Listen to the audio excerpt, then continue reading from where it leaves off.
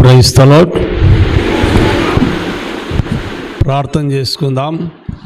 పరిశుద్ధుడవైన మా పరమ తండ్రి, మహోన్నతుడవైన మా దేవుడా, నీకు స్తోత్రాలు. నీ కుమారుడైన యేసుక్రీస్తు దివ్యనామమున ప్రార్థిస్తుంటున్నాం. ఈ సమయమందు, ఈ రాత్రి కాలములో ప్రభువా, నీ నామమును ఘనపరచటానికి కృప దయచేసినందుకు నీకు స్తోత్రాలు. ఈ కార్యక్రమము ప్రభువా లైవ్లో మరి అనేకులు వింటూ ఉన్నప్పుడు కూడా వారి జీవితాలకు ఎంతో నెమ్మది, రక్షణ కలుగునట్టుగా సహాయం చేయండి. మమ్మలను కూడా నీ ఆత్మతో నింపి నీ నోటి బూరగా వాడుకుంటున్నావని ప్రార్థిస్తూ, పాడుతున్న పాటల్లో వాక్యములో మీరే మహిమ పొందుతూ ఉన్నారని యేసుక్రీస్తు దివ్యనామమున అడిగి వేడుకుంటున్నా మా పరమ తండ్రి, ఆమెన్.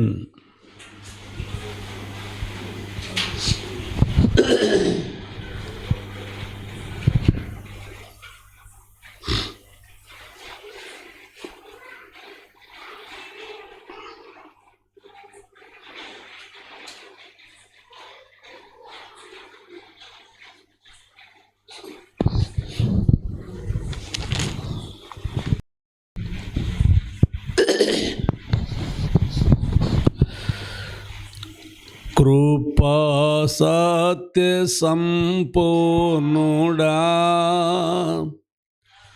సర్వలోకానికే చక్రవర్తివి నీవి యేసయ్యా. నా సన్మానానికే మహనీయుడవు నీవేనయ్యా, మహనీయుడవు నీవేనయ్యా. కృపా సత్య సంపూర్ణుడా, సర్వలోకానికే చక్రవర్తివి నీవి యేసయ్యా. ఎర్ర సముద్రము నీ ఆజ్ఞ మేరకు రహదారిగా మారగా, దాటిరి నీ జనులు బహుక్షేమముగా.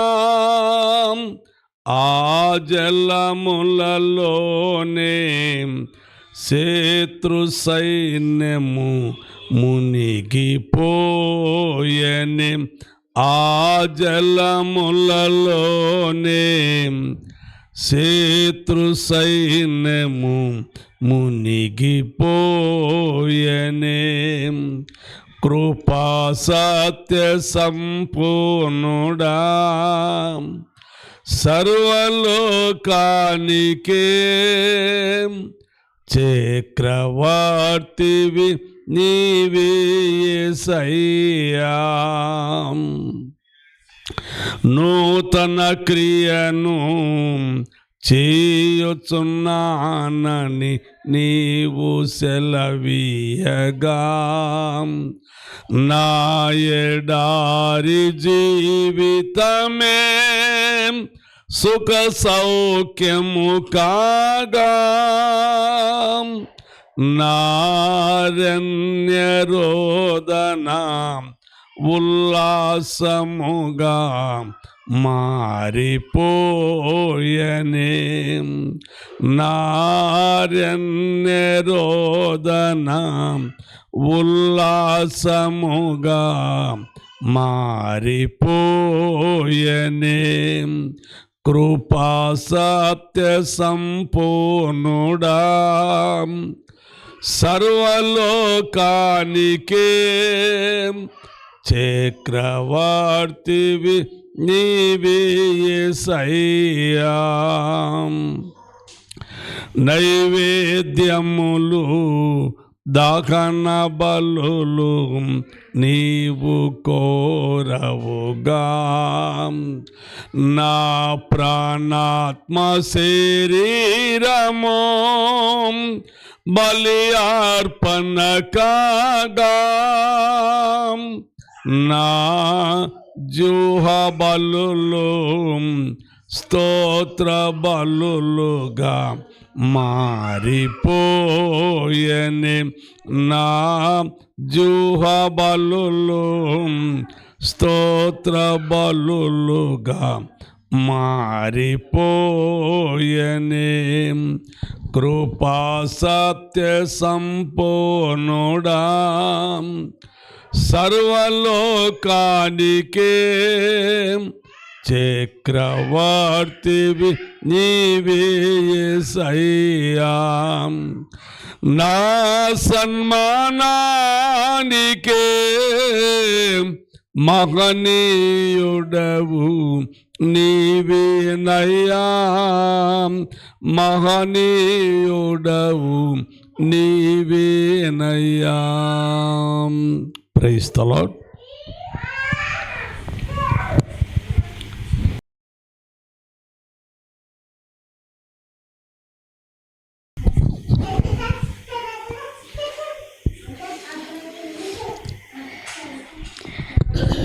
ఆనందయాత్ర ఇది ఆత్మీయ యాత్ర, యేసుతో నూతన యెరూషలేము యాత్ర. మన యేసుతో నూతన యెరూషలేము యాత్ర.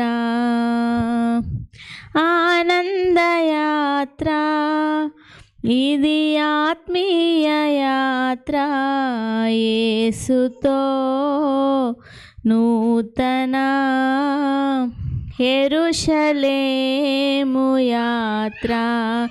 యేసుని రక్తము పాపముల నుండి విడిపించెను, వేయి నోళ్ళతో స్తుతించినాను, తీర్చలేము ఆ రుణమును. వేయి నోళ్ళతో స్తుతించినాను, తీర్చలేము ఆ రుణమును. ఆనందయాత్ర ఇది ఆత్మీయ యాత్ర, యేసుతో నూతన యెరూషలేము యాత్ర. రాత్రియు పగలును పాదములకు రాయి, రాత్రియు పగలును పాదములకు రాయి తగులకుండా, మనకు పరిచర్య చేయుట కొరకై దేవదూతలు మనకుండగా, మనకు పరిచర్య చేయుట కొరకై దేవదూతలు మనకుండగా. ఆనందయాత్ర ఇది ఆత్మీయ యాత్ర, యేసుతో నూతన యెరూషలేము యాత్ర. ఆనందం ఆనందం యేసుని చూచే క్షణం ఆసన్నం, ఆత్మానంద భరితులమై ఆగమన కాంక్షతో సాగెదం.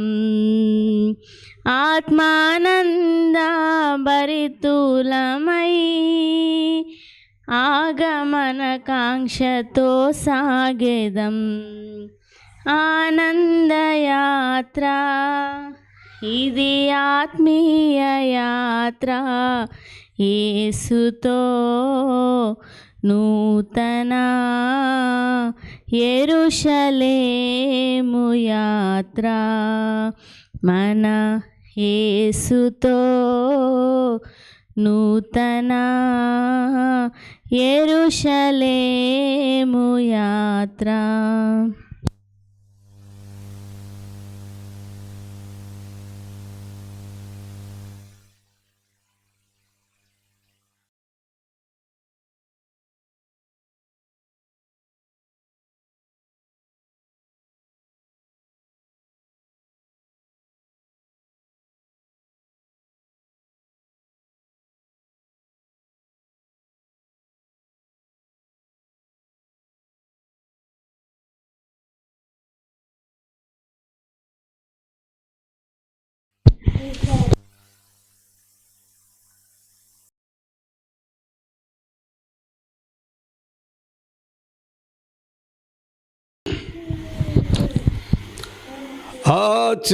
ఆశ్చర్యకరుడా నా ఆలోచనకర్తవు, నీతుడగు తండ్రివి నా షాలేమో రాజువు, నీతుడగు తండ్రివి నా షాలేమో రాజువు. ఆశ్చర్యకరుడా నా ఆలోచనకర్తవు, సింహపు పిల్లలైనా కొదవ కలిగి ఆకలిగొనినా,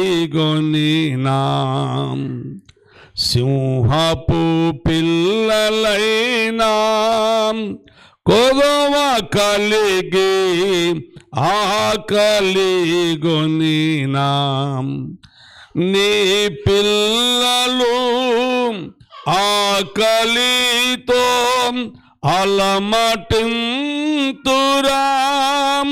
నీ ఉన్నంత వరకు ఆశ్చర్యకరుడా నా ఆలోచనకర్తవు. విత్తని పక్షులను నిత్యము పోషించుచున్నావు,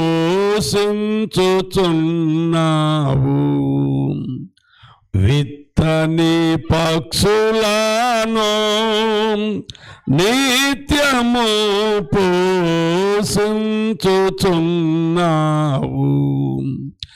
నీ పిల్లలు వాటి కంటే శ్రేష్ఠులే కదా, నీ ఉన్నంత వరకు ఆశ్చర్యకరుడా నా ఆలోచనకర్తవు. చీకటి తొలిగే నీతి సూర్యుడు నాలో ఉదయించే, నీ సాక్షిగా వెలుగుమయమై తేజరిల్లెదను, నీ ఉన్నంత వరకు ఆశ్చర్యకరుడా నా ఆలోచనకర్తవు,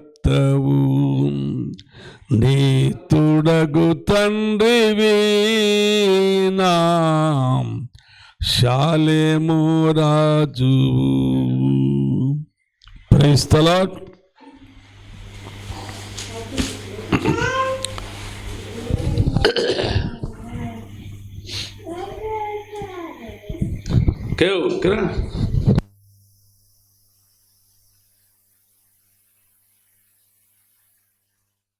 కొందాము.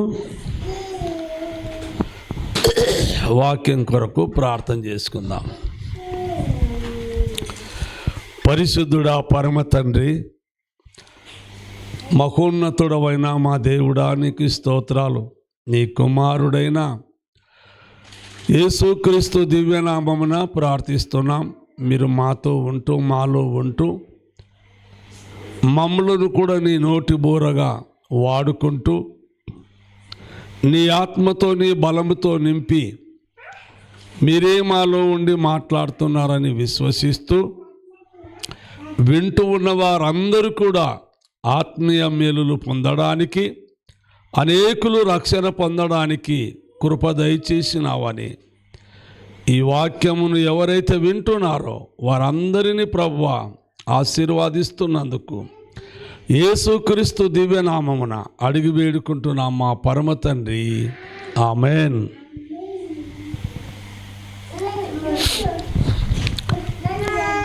దేవుని నామానికి మహిమ కలుగును గాక. మన ప్రభు అయిన యేసుక్రీస్తు దివ్యనామమున అందరికీ కూడా వందనాలు. దయచేసి దేవుని వాక్యములో ఉన్న విషయాలను చాలా జాగ్రత్తగా మనం ఆలోచించాలి.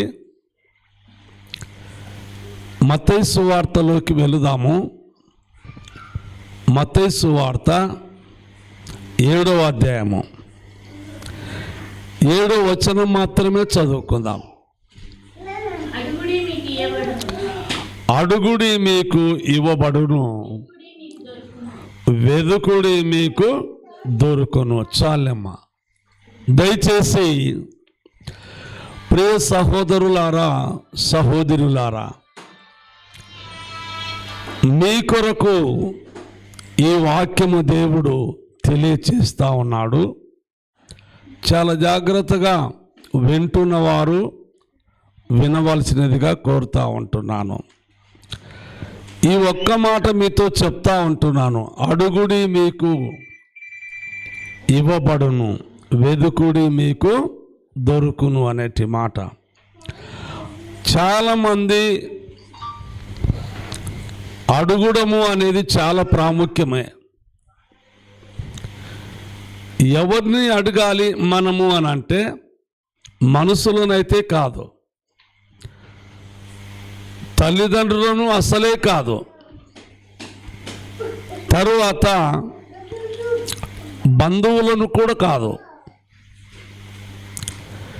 ఎవరిని మనము అడగాల్సినది అంటే మనలను సృష్టించిన సృష్టికర్త అయిన దేవాది దేవుడైన యేసుక్రీస్తును అడగాలి. మనము ఎవరిని అడిగినా ప్రయోజనం ఉండదు. ఎవరిని అడిగినా కూడా కొంచెం కూడా ప్రయోజనం ఉండదు. కనుక సహోదరులారా, సహోదరులారా, మన అవసరతలు తీరాలన్నా, మనకు మేలు కలగాలన్నా దేవుని ఏమడగాలి అనేది చాలా ప్రాముఖ్యంగా నేను మీకు తెలియచేస్తూ ఉంటున్నాను. చాలామంది రకరకాలుగా అడుగుతారు. అది నేను తప్పని చెప్పడం లేదు. బైబిల్ గ్రంథమే మనకు ఆధారము, జవాబు కూడా. అందుకు బైబిల్ గ్రంథములో ఎందరో ఎలాగో అడుగుతూ ఉన్నారు. మనము కూడా మన అవసరాలు అడగాలి అని చెప్తా ఉంటే వింటూ ఉన్నాం, మంచిదే. కానీ ఇక్కడ మాత్రము దేవుణ్ణి అడగాలి. దేవుని అడగాల్సినది ఏమిటిది అంటే, ఒకసారి మనం ఈ పాట చదువుకుందాము. యాకోబు పత్రికలో 1వ అధ్యాయము 5వ వచనాన్ని చదవండి. బాగా వినండి. మీలో ఎవరికైనాను జ్ఞానము కొదవగా ఉన్న ఎడల అతడు దేవుణ్ణి అడగవలెను, అప్పుడు అది అతనికి అనుగ్రహింపబడును. చాలమ్మ. ప్రియ సహోదరుడా, సహోదరి, ఈ లైవ్ ద్వారా వింటూ ఉన్నట్టు ఏ కుటుంబీకులు కానీ, ఏ సహోదరుడు కానీ, ఏ సహోదరి కానీ నేను చెప్పే ఈ మాటలు చాలా జాగ్రత్తగా వినాలని నేను ఆశిస్తూ ఉంటున్నాను. ఇక్కడ మనకు గ్రంథములో వ్రాయబడి ఉన్నది, దేవుని ఏమడగాలి, ఎందుకు అడగాలి, ఏమడిగితే సరిపోతుంది అని మనము ఆలోచించేదానికన్నా గ్రంథం ఏమని సెలవిస్తూ ఉంటుంది, ఎవరికైనా జ్ఞానము కొదవగా ఉన్న ఎడల వాడు దేవుణ్ణి అడగవలను, అప్పుడు అది వానికి అనుగ్రహింపబడును. ఈ విధముగా గ్రంథములో వ్రాయబడి ఉన్నది. ఏమడగమంటున్నాడు? ఎవరికైనాను ఏ కుటుంబానికైనాను, ఏ గ్రామముకైనాను, ఏ దేశముకైనాను దేవుని అడగవలసినది జ్ఞానము. అది దేవుని జ్ఞానము, మనుషుల జ్ఞానము కాదు, దేవుని జ్ఞానము. దేవుణ్ణి ఏమడగాలి? నీకు జ్ఞానము కొదువుగా ఉన్నప్పుడు, దేవుడిచ్చే జ్ఞానమే లేనప్పుడు అది ఆయనను అడగాలి. అప్పుడు అది నీకు అనుగ్రహింపబడుతుంది. దయచేసి జాగ్రత్తగా గమనించండి.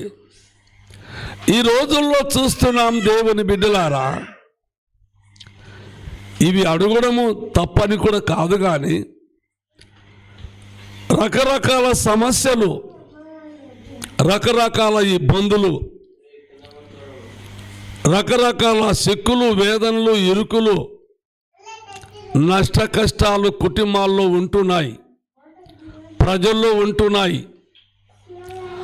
అట్లాంటప్పుడు వాటిని తాలూకలేక, వాటిని భరించలేక ఇక అప్పుడు దేవుడు కొంచెం గుర్తుకొస్తాడు. మనుషుల వలన సాధ్యము కాక అది తీరదు అని కాస్త దేవుని అడిగితే సరిపోతుంది. ఈ కష్టమును గురించి, ఈ బాధను గురించి, ఈ వేదన గురించి, ఇంటిలో ఉన్న ఈ ఇరుకును గురించి, లేక బంధువుల వలననో లోకము వలననో ఏదో ఒక రకంగా ఇబ్బందులు కలిగినప్పుడు దేవుని అడగాలని అప్పుడు కాస్త విశ్వాసము అందరికీ పెరుగుతూ ఉంది. మంచిది. అప్పుడు ఏమడుగుతామంటే, ప్రభువా, నాకును నా బంధువులకును ఈ ఇబ్బంది కలిగింది, శత్రుత్వం కలిగింది, ఇది కాస్త మాకు లేకుండా చేస్తావా, చేయి ప్రభువా అని చెప్పి అడుగుతాం కొందరు. తరువాత కొందరు ఏమిటిది అంటే, కుటుంబంలో రకరకాల సమస్యలు ఉంటాయి. అప్పుడు ఏం చేస్తారు అని అంటే, కాస్త విశ్వాసము పెరిగినట్టుగా ఉంటుంది వాళ్ళకు. అప్పుడు వాళ్ళు, ప్రభువా, నువ్వు చూస్తూ ఉన్నావు, నీకు తెలియదంటే ఏమీ లేదు, మా ఇంటిలో ఈ సమస్యలు ఇక భయంకరంగా ఉన్నాయి తండ్రి, కాస్త ఇవి తీర్చండి, మాకు నెమ్మది కలిగించండి అని అడుగుతూ ఉంటారు. ఇంకా కొందరు ఏమడుగుతూ ఉంటారు అంటే, ఇలా అడుగుతూ ఉంటారు, ప్రభువా, మాకు సంతానము కావాలి, దయచేయము అని అడుగుతూ ఉంటారు. ఇంకా కొందరు, నాకు ఉద్యోగం కావాలి, దయచేయమని అడుగుతూ ఉంటారు. సరే, ఇలాగున్న మనుషులు రకరకాలుగా అడిగేటివి చెప్పాలి అని అంటే మనకు సమయం చాలదు కనుక దయచేసి చెప్తా ఉంటున్నాను, వినండి. ఇవన్నీ కూడా అడగొస్తూ తప్పేం కాదు. బైబిల్ గ్రంథంలో రాయబడి ఉన్నది, యాకోబు పత్రికలో మనము చదువుతూ ఉన్నాము, ఎవరికైనాను జ్ఞానము కొదవగా ఉన్న ఎడల వాడు దేవుణ్ణి అడగవలెను అనే మాట మనము చదువుతూ ఉన్నాము. ఇక ఆ ఇంటిలో ఉన్న సమస్యల గురించి అడుగుట కంటే తరువాత బయటి వారి యొక్క సమస్యలను అడుగుట కంటే ఏదో మనకు కావాలి అని అడిగే సమస్యల కంటే దేవుడు మొదటిగానే చెప్తా ఉన్నాడు, ఎవరికైనా జ్ఞానము కొదువుగా ఉన్నప్పుడు మీరు దేవుణ్ణి అడగాలి, అప్పుడు అది వారికి అనుగ్రహింపబడుతుంది అని వ్రాయబడి ఉన్నది. దయచేసి బైబిల్ గ్రంథములో ఇంకొక మాట ఇలా ఉంటుంది, చదవండి. మత్తయి సువార్తలోనే 18వ అధ్యాయము 19వ వచనము చదవండి. మరియు మీలో ఇద్దరు తాను వేడుకొని దేనిని గూర్చి అయినను మీరు భూమి మీద ఏకీభవించిన ఎడల పరలోకమందున్న నా తండ్రి వలన అది వారికి దొరుకునని మీతో చెప్తూ ఉంటున్నాను. దయచేసి ఏదో ఒక సమస్య మనలో ఉంటుందనకండి, కుటుంబంలో కావచ్చు, అన్నదమ్ముల్లో కావచ్చు, భార్య భర్తల్లో కావచ్చు, తర్వాత ఇంకా సమాజంలో ఉన్న స్నేహితులతోనైనా కావచ్చు. ఒకవేళ ఇద్దరు ఏకీభవించి ఒకవేళ అడిగినట్టయితే అది కూడా దేవుడు సమకూర్చి నెమ్మది కలిగిస్తాడంట. ఒకరు అటు ఒకరు ఇటు ఉండకూడదు. కుటుంబంలోనే సమస్యలు ఉన్నవి, ఏదో ఒకరే అడుగుతూ ఉంటారు. ఆ కుటుంబంలో ఉన్నవారు ఏకీభవించరు. అందరూ అడగాలి. ఇద్దరు కావచ్చు, ముగ్గురు కావచ్చు, నలుగురు కావచ్చు, అందరూ ఏకీభవించాలి. అప్పుడు అది దేవుడు వాళ్లకు సహాయం చేస్తాడు, నెమ్మది కలిగిస్తాడు, శాంతి సమాధానం ఇస్తాడు. ఇక్కడ వ్రాయబడిన సంగతి అదే. ఇద్దరు ఏకీభవించాలి. ఒక బాధ విషయంలో కావచ్చు, ఒక ఇబ్బంది విషయంలో కావచ్చు, అది ఇద్దరు కూడా సమానంగా అడిగే బాధ్యత ఉన్నప్పుడు పరలోకమందున్న దేవుడు దానిని సమకూర్చి వారికి సమాధానపరుస్తాడు. గనుక ప్రియ సహోదరుడా సహోదరి, ఈ రోజుల్లో చూస్తూ ఉంటున్నాము, ఒక్కొక్క ఇంటిలో ఒక్కరే ఎక్కువగా ప్రార్థన చేస్తూ ఉంటారు. అంటే సమస్యల కొరకు అడుగుతూ ఉంటారు దేవుణ్ణి. ఇక ఇంటిలో ఉన్న వారందరిని అడుగుతూ ఉంటారు. ఆ ఇంటిలో ఉన్నవారు ఏకీభవించరు. తరువాత ఈ విధంగా ఎన్నో రకాలుగా చేస్తూ ఉంటారు, అడుగుతూ ఉంటారు. అది కాస్త జరగకపోతూ ఉంటుంది. గ్రంథం ఏమని సెలవిస్తూ ఉంది? ఇద్దరు ఏకీభవించాలి, అప్పుడు అది సమకూర్చబడుతుంది. పరలోకమందున్న దేవుడు సమకూరుస్తాడు అని అంటున్నాడు. గనుక మనము దేవుని వాక్యములో చూస్తే చాలా విషయాలు ఉంటాయి. ఇంకొక మాట కూడా చదవండి, ఇలా వ్రాయబడి ఉన్నది. 2వ కీర్తన 8వ వచనాన్ని చదువుకుందాం.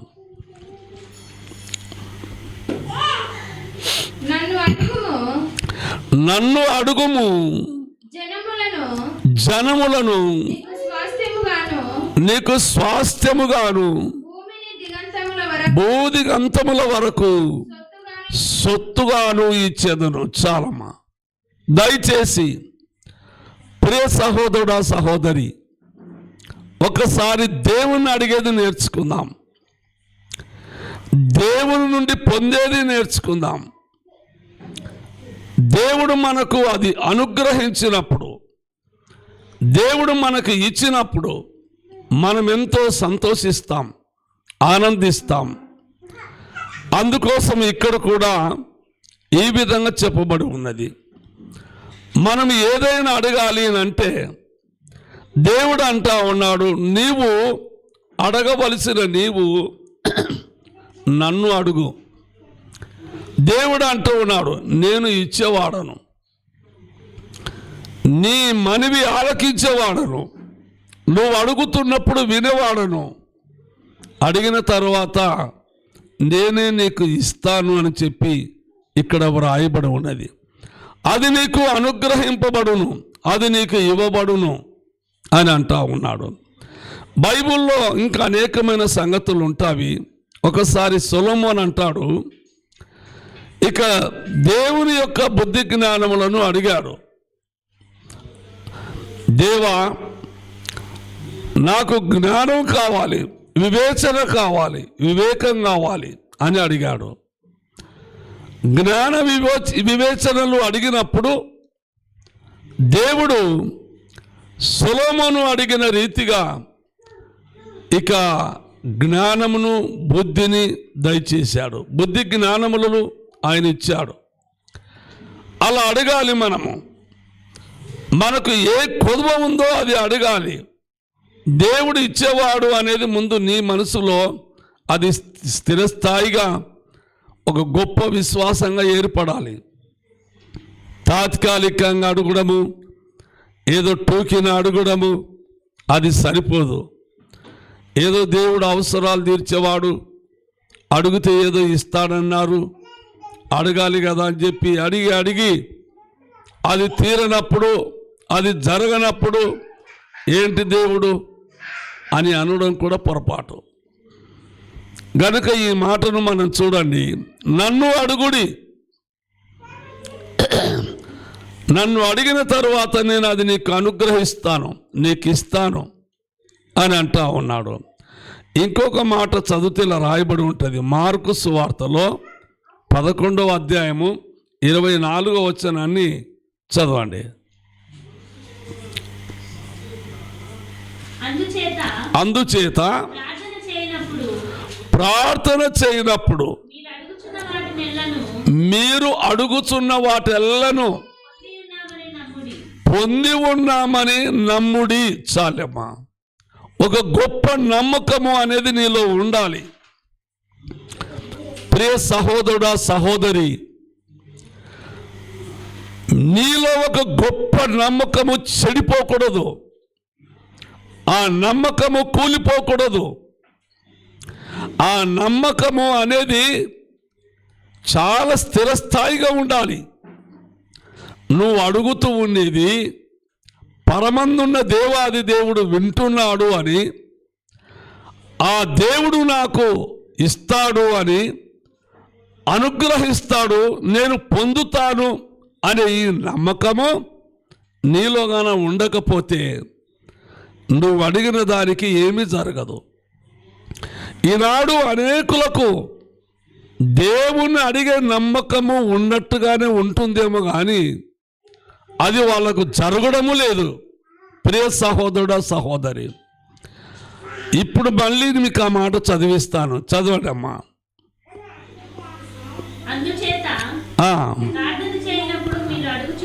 మీరు ప్రార్థన చేస్తూ ఉన్నప్పుడు మీరు అడుగుతున్నటి వల్ల పొంది ఉన్నామని నమ్మండి, అప్పుడు మీకు అది కలుగుతూ ఉంది. ఒక గొప్ప నమ్మకం చూపిస్తున్నాడు ఇక్కడ. ఈ నమ్మకము చెడకూడదు. నమ్మకము లేకుండా కూడా అడగకూడదు. దయచేసి అది చెప్తా ఉన్నాడు. నమ్ముడి.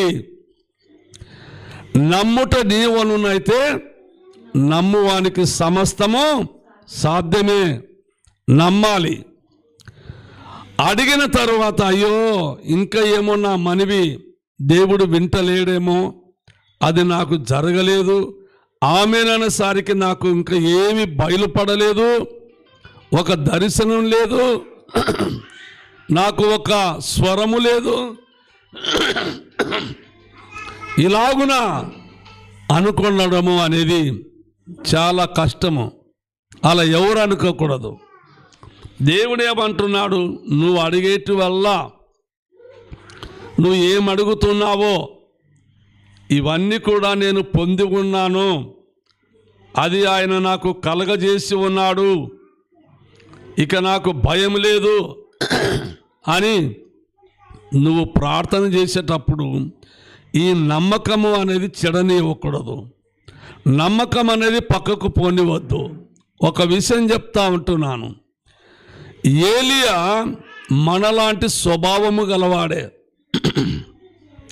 పందెము కాసినప్పుడు ఆయన 450 మంది బయలు ప్రవక్తల మీద పందెం కాసినప్పుడు ఆయనలో ఒక గొప్ప నమ్మకం ఉంది.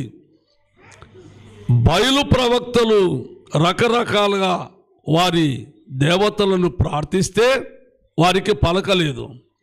ఆయన సమయం అయినప్పుడు ఆయన బలిపీఠము కట్టించి కందకము త్రోవించి ఎద్దును వధించి ముక్కలు ముక్కలుగా చేసి ఆ కట్టెల మీద పేర్చి ఆయన 3 సార్లు నీళ్లు పోపించినట్టుగా మనం చూస్తాము. ఎంతోమంది చెప్తుంటే విన్నాము. సరే, మంచిది. అప్పుడు ఆయన 5 సెకండ్లు ప్రార్థన చేశాడు. ఎలా చేశాడు అనుకుంటున్నారు మీరు? నమ్మకంతో చేశాడు. నమ్మకముతో చేయాలి ప్రార్థన. దేవుణ్ణి అడుగుడము నమ్మకముతో అడగాలి. ప్రియ సహోదరుడు, సహోదరి, ఏదో నీ అవసరం కొరకు అడగాకు. ఎవరో నిజంగా వీళ్ళు ఎంత ప్రార్థన పరులు అనుకాలి అని కూడా అడగాకు. ఏలి అడుగుతా ఉన్నాడు, అబ్రహాము దేవుడా, ఇస్సాకు దేవుడా, యాకోబు దేవుడా, ఈ దినం ఈ కార్యము నువ్వు జరిగిస్తున్నావు, ఇశ్రాయేలీయులకు నువ్వు దేవుడవు, నిజంగా నువ్వే దేవుడవని వీళ్ళు ఒప్పుకున్నట్టుగా చేస్తున్నావు అని చెప్పి ఆమెననేసరికి పరలోకములో నుండి అగ్ని దిగి వచ్చింది. అక్కడున్న కట్టెలను, మాంసమును, నీళ్లతో నింపిన ఆ కందకమును అంత బుగ్గిగా చేసేసింది. అగ్ని దిగి వచ్చింది. ఏలియా ఎలా ప్రార్థన చేశాడు అనుకుంటున్నారు మీరు? ఒకవేళ విశ్వాసం అనుకున్నా పర్వాలేదు, కానీ ఇక్కడ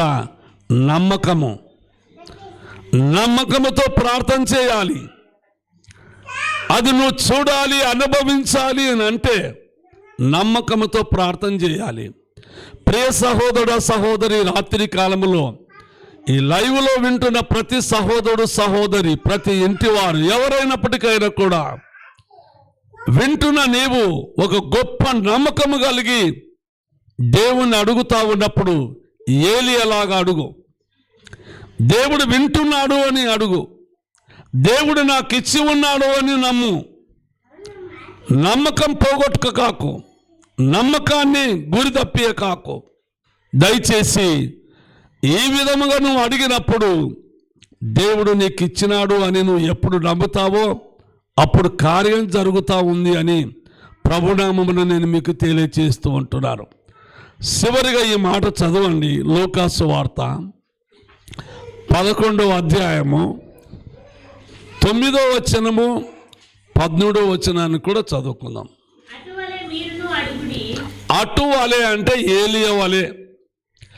ఏలియా ఎలా అడిగినాడో, ఆయన ఎలా చూశాడో, ఎలా పొందాడో, ఎలా సంతోషించారో అలాగ మీరు ధన్యులుగా భావించాలి అని అంటే అలాగున మీరు అడగండి. చదవమా. అలా మీరు అడగండి, మీకు ఇవ్వబడును, వెదుకుడి మీకు దొరుకును, తట్టుడి మీకు తీయబడును. ప్రియ సహోదరుడా, సహోదరి, ఎలా అడగాలనుకుంటున్నావు? ఏలియాలాగా అడగాలి, మోసేలాగా అడగాలి, ఏలీషాలాగా అడగాలి, అబ్రహాం, ఇస్సాకు, యాకోబుల్లాగా అడగాలి. మోసే కూడా అడిగినాడు, ఎర్ర సముద్రం పాయలైపోయింది. ఏమిటిది కారణం? నమ్మకం. దేవుడు చేస్తాడు, జరిగిస్తాడు, ఇస్తాడు, నేను చూస్తాను అనేది ఒక గొప్ప నమ్మకంగాన నీకు నాకు లేకపోతే ఏది మనం అనుభవించలేము. సహోదరుడా, సహోదరి, దయచేసి నీ ఇంటిలో కావచ్చు, నీ పిల్లలకు కావచ్చు, నీ భార్య పిల్లలకు కావచ్చు, నీ భర్త పిల్లలకు కావచ్చు, ఒక్కసారి ఏలియాలాగా నమ్మకంతో అడుగు. దేవుడు నీకు ఇస్తాడు. అలాగ అడగండి. ప్రవక్తల్లాగా అడగండి, అపోస్తుల్లాగా అడగండి, ఎట్లా అంటే ఎట్లా పడితే అడగాకండి, అది మీకు దొరకదని ప్రభునామమున మీకు తెలియజేస్తున్నాను. అందుకే చివరిగా ఈ లేఖమున చెప్తున్నాను, అలాగున మీరు అడగండి, అది మీకు ఇవ్వబడుతుంది, తట్టుడి మీకు తీయబడుతుంది, వెదుకు వానికి అందరికీ దొరుకుతూ ఉంటుంది అని దైవవాక్యం చెప్పిన రీతిగా మీరు సంపూర్ణంగా మీ ఇళ్లలో మేలులు పొందాలి అని వింటున్న ప్రతి ఒక్క సహోదరుడు సహోదరి ఏలియాలాగా అడగాలి, మోసేలాగా అడగాలి అనేది ఒక గొప్ప నమ్మకంతో దేవుని అడిగినట్టయితే ఖచ్చితంగా నువ్వు చూస్తావు, అది నువ్వు పొందుతావు. అది దేవుడు నీకు ఇచ్చి చూపించి నిన్ను ధైర్యపరిచి శాంతి సమాధానంతో నింపుతాడని ప్రభునామమును మీకు తెలియచేస్తున్నాను. ఈ వాక్యమును బట్టి మీ జీవితాల్లో మీ కుటుంబాల్లో గొప్ప మేలులు ఆశీర్వాదములు జరుగునుగాక. ఆమెన్. ప్రార్థన చేసుకుందాం. పరిశుద్ధుడా పరమ తండ్రి, నీకు స్తోత్రాలు. నీ కుమారుడైన యేసుక్రీస్తు దివ్యనామమున నేను స్తుతిస్తూ ఉంటున్నాం. అడుగుడి మీకు ఇవ్వబడును, వెదుకుడి మీకు దొరుకును అనేటి మాట మీద మాకు కొన్ని సంగతులను వినిపించినావు. ప్రభువానికి స్తోత్రాలు. మేమింకా మనసు తీరా ఆశ తీరా వినాలి అని అంటే మాకు చాలా టైం పడుతుంది. లేఖనములతో వినాలి. అప్పుడు నిజంగా ఒక తండ్రి జోగిలో నుండి డబ్బులు తీసి పిల్లవానికి ఇచ్చినట్టుగా జరుగుతుంది కార్యము. అందును బట్టి నీకు స్తోత్రాలు ప్రభువా. ఈ రాత్రి కాలంలో ఈ లైవ్లో చెప్పబడే వాక్యమును ఎవరైతే వింటున్నారో, ఏ సహోదరుడు కానీ ఏ సహోదరి కానీ వారి ఇంటిలో కావచ్చు, వారి సమాజంలో కావచ్చు, వారి జీవితంలో, వారి భవిష్యత్తులో అడుగుతూ ఉండేది గొప్ప నమ్మకంతో, దేవాది దేవుడు సృష్టికర్త నాడు సృష్టించినాడు, నాకు ఖచ్చితంగా ఇస్తాడు, నేను చూస్తాను, అనుభవిస్తాను అనేటి ఒక నమ్మకంతో ఏలియాలాగా అడిగి ఆనందించినట్టుగా సహాయం చేయండి. ప్రభువానికి స్తోత్రాలు. ఈ రాత్రి వేళలో ప్రతి కుటుంబాన్ని, ప్రతి సహోదరుని, ప్రతి వారిని కూడా దీవించండి, ఆశీర్వదించండి. ఎలాంటి ఇబ్బందులు ఇరుకులు ఉండకుండా వారి జీవితాల్లో మంచి మేలులు అనేకంగా వారికి దయచేయమని వేడుకుంటున్నాను. ప్రభువానికి స్తోత్రాలు. ప్రతి రాత్రి ఈ సమయమందు ఈ మాటలు వింటూ అనేకులు మేలులు పొందటానికి నీ కృప దయచేసినావని, చెప్పబడిన వాక్య ప్రకారంగా ప్రతి ఒక్కరు నిన్ను అడుగుట నేర్చుకొని గొప్ప మేలులు పొందులాగను కృప దయచేసినావని నజరేయుడు పునరుత్థానుడైన యేసుక్రీస్తు దివ్యనామమున అడిగి వేడుకుంటున్నాం మా పరమ తండ్రి.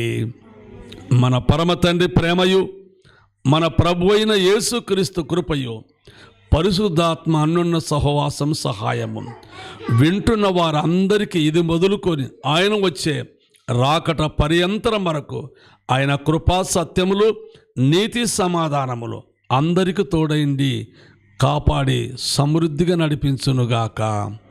ఆమెన్. దేవుని నామానికి స్తోత్రాలు. అందరికి వందనాలు. Praise the lord.